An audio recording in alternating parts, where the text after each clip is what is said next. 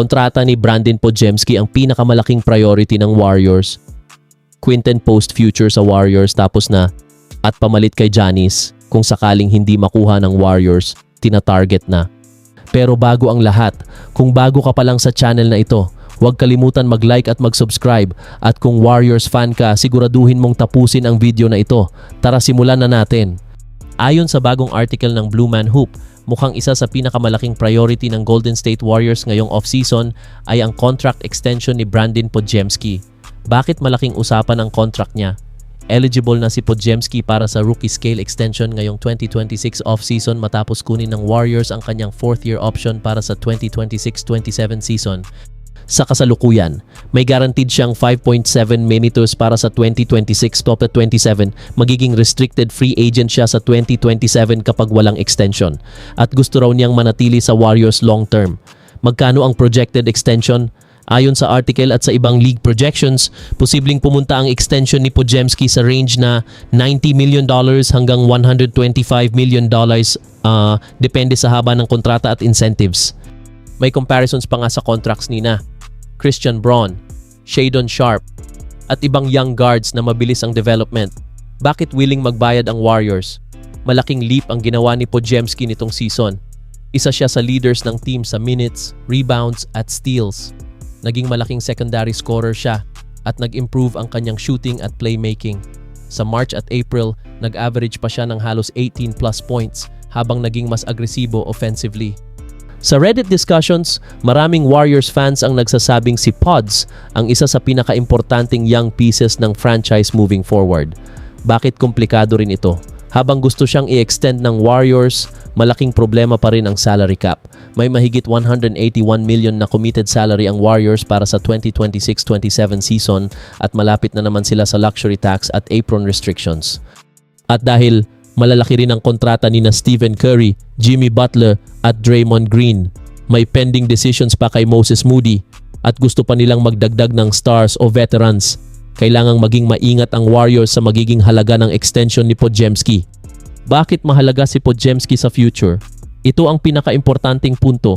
Habang papalapit sa dulo ang Curry era, tinitingnan ng Warriors si Podziemski bilang isa sa mga posibleng foundation players ng next generation. Kaya kahit maraming trade rumors ngayong off-season tungkol kina Giannis Antetokounmpo, Darius Garland, Franz Wagner, at Cam Johnson, maraming insiders ang naniniwalang reluctant ang Warriors na isama si Podziemski sa blockbuster trades. Ano ang posibleng mangyari? Tatlong realistic scenario. 1. Magkasundo agad sa rookie extension ngayong summer. 2. Hintayin muna ng Warriors ang susunod na season bago magbigay ng max type offer. 3. Gamitin siya bilang centerpiece sa blockbuster trade package. Pero base sa latest reports, mas malaki raw ang tsansa na piliin ng Warriors na i-lock in si Brandon Podziemski bilang isa sa mukha ng franchise pagkatapos ng Curry era. At ngayon, ayon sa bagong article ng Behind the Buck Pass, mukhang tinatanggap na ng Golden State Warriors na malabong makuha si Giannis Antetokounmpo, kaya may bagong plan B na lumalabas, si Miles Turner ng Milwaukee Bucks. Bakit humihina ang Giannis pursuit ng Warriors? Ayon kay NBA insider Anthony Slater, wala na raw sa Warriors ang dating thirst o desperasyon para habulin ang isang mega superstar tulad ni Giannis. Sa halip, mas gusto na raw nila ngayon ng mid-prime players, mas balanced roster, at mas realistic upgrades. Lumabas din sa mga reports na kahit nag-offer ang Warriors ng 4 na unprotected first-round picks, future post-Steph Curry picks, at young assets, hindi pa rin naging interesado ang Bucks sa package nila. Sa Reddit discussions, marami ring fans ang naniniwalang ginagamit lang noon ng Bucks ang Warriors para i-gauge ang market value ni Giannis bago ang off-season. Bakit si Miles Turner ang lumalabas na perfect fallback target? Ayon sa article, swak si Turner sa hinahanap ngayon ng Warriors: rim protection, floor spacing, veteran experience, at nasa mid-prime age pa rin siya sa edad na 30. Ito rin ang malaking problema ng Warriors ngayon. Uncertain ang future ni na Kristaps Porzingis, Al Horford at Quinten Post. Kailangan nila ng mas stable na center rotation. At gusto nilang palakasin ang frontcourt habang nasa prime pa si Stephen Curry. Matagal na ring inuugnay si Turner sa Warriors dahil perfect fit siya sa motion offense ni Steve Kerr. Kaya niyang mag-spacing, mahusay sa pick and roll defense, at elite shot blocker pa rin siya. Ano ang posibleng kapalit? Ayon sa article, maaaring hilingin ng Bucks ang number 11 pick ng Warriors, future picks o young players bilang kapalit ni Turner. Pero may reports ding gusto pa ring i-keep ng Warriors ang kanilang draft pick ngayong taon dahil interesado sila sa young prospects tulad nina Adaymara, Darius Akaf Jr. at iba pang future core players. Kaya posibleng humanap sila ng ibang package bukod sa number 11 pick. Bakit malaking pagbabago ito sa direksyon ng Warriors? Ito ang pinakaimportanting punto ng article. Mukhang unti-unti nang lumalayo ang Warriors sa all-in superstar hunting strategy. Sa halip na Giannis, LeBron James o Kawhi Leonard, mas lumalabas ngayon na gusto nila ng mas batang supporting core, mas athletic roster at mas sustainable lineup sa paligid ni Curry. Ano ang ibig sabihin nito sa off-season? Tatlong bagay ang malinaw ngayon. 1. Hindi pa totally patay ang Giannis rumors pero lumiliit na ang tsansa. 2. Mas realistic na target ngayon ng Warriors ang high-level complementary stars. 3.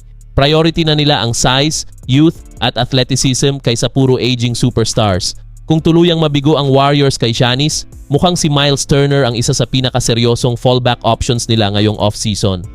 At ngayon, ayon sa bagong article ng Blue Man Hoop, mukhang hindi pa sigurado ang magiging future ni Quinten Post sa Golden State Warriors ngayong free agency at posibleng nakadepende ito sa magiging galaw ng team sa center position.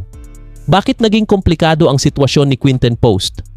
Malinaw sa mga recent reports na gusto pa ring ibalik ng Warriors sina Kristaps Porzingis at Al Horford bilang pangunahing center rotation nila next season. Kapag nangyari iyon, magiging sobrang limitado ang role ni Post. Dagdag pa rito, lumalakas ang usapan tungkol kay Charles Bassey. May interest din ang Warriors sa young centers sa draft tulad ni Adaymara at gusto ng team na maging mas athletic at mas defensive-minded ang front court. Ano ang naging performance ni Post? Sa kanyang sophomore season, nag-average siya ng 7.7 points, 4 rebounds at 33.6% shooting mula 3 bilang stretch big. May ilang improvements siya bilang rebounder at defender pero ayon sa article, hindi pa rin siya naging consistent enough para malock bilang long-term center solution ng Warriors. Pagkatapos pa ng Porzingis trade, halos nawala na rin ang regular minutes niya sa rotation ni Steve Kerr. Ano ang free agency outcome na posibleng mangyari? 1. Bumalik siya sa murang deal. Posibleng i-retain siya ng Warriors bilang cheap depth center habang dinidevelop pa rin siya. Dahil restricted free agent siya, may control pa rin ng Warriors sa sitwasyon niya. 2. Hayaan siyang umalis.